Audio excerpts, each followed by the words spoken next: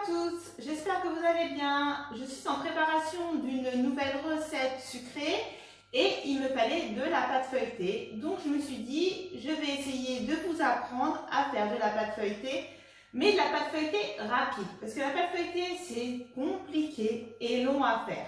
Là, je vais vous apprendre à faire une pâte feuilletée en 10 minutes. Alors bien sûr, les puristes diront que c'est pas une vraie pâte feuilletée parce qu'on n'aura pas fait tous les tours qu'il faut. Mais elle est quand même très bonne. Alors, comme ingrédient, vous prenez 500 g de farine et vous prenez 400 g de beurre très froid que vous avez coupé en petits morceaux et vous mettez dedans.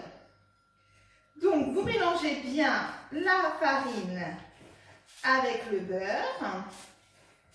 Alors, il faut bien malaxer, mais il ne faut pas non plus que tous les morceaux de beurre soient écrasés. Il faut qu'on en garde un petit peu parce que quand on va les faire rouler avec le rouleau à pâtisserie, c'est ça qui fera le feuilletage à l'intérieur. Alors, vous mélangez bien. Alors, moi là, je fais avec les mains, mais vous pouvez faire avec le robot, avec le crochet, il n'y a pas de souci. C'est comme vous le sentez.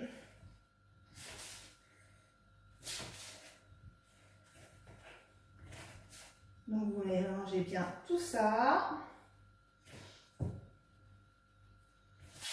Vraiment que ça soit bien mélangé ensemble. Donc voilà. Après, vous pouvez toujours acheter les pâtes feuilletées toutes faites en magasin. Mais bon, celle-ci elle est très bonne, vous allez voir. Vous allez vous régaler quand vous allez la faire chez vous.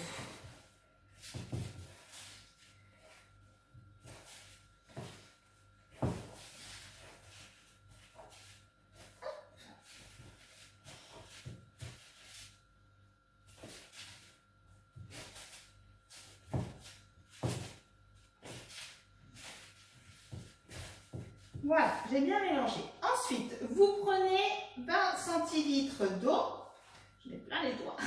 20 centilitres d'eau et vous rajoutez à l'intérieur une demi-cuillère à café de sel.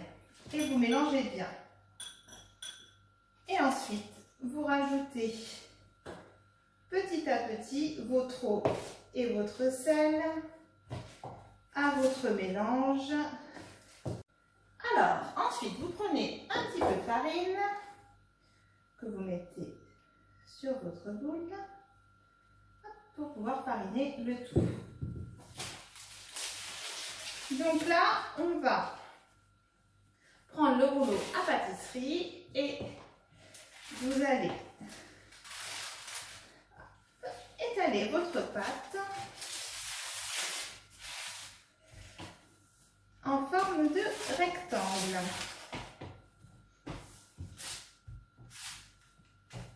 Vous étalez bien.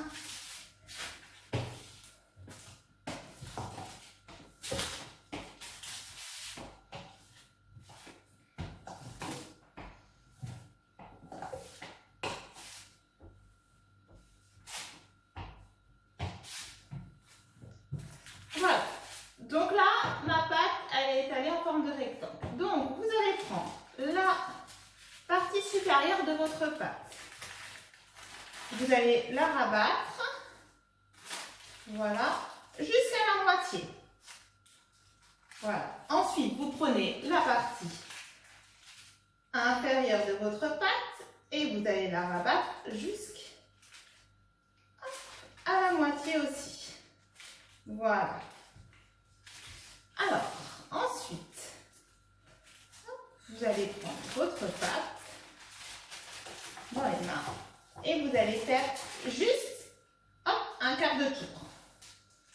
Vous pouvez rajouter un tout petit peu de farine si ça colle un petit peu. Et vous prenez votre rouleau à pâtisserie et vous refaites encore. Je vais y arriver. Vous refaites encore un carré. Voilà. vous étalez bien.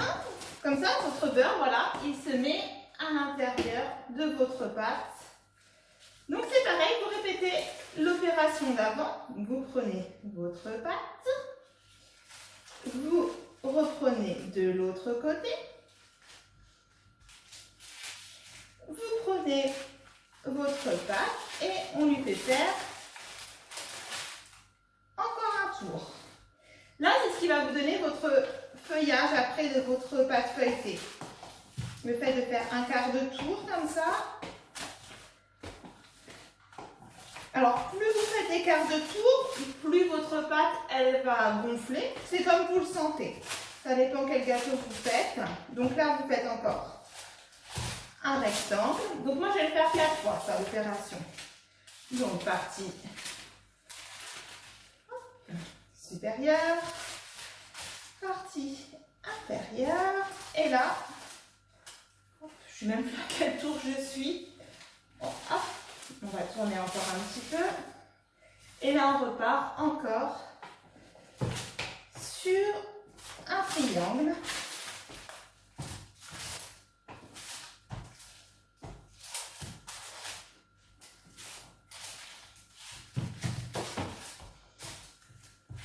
N'hésitez pas à remettre un tout petit peu de farine là-dessus pour éviter que votre rouleau colle trop à la pâte et qu'il puisse bien glisser dessus. Voilà.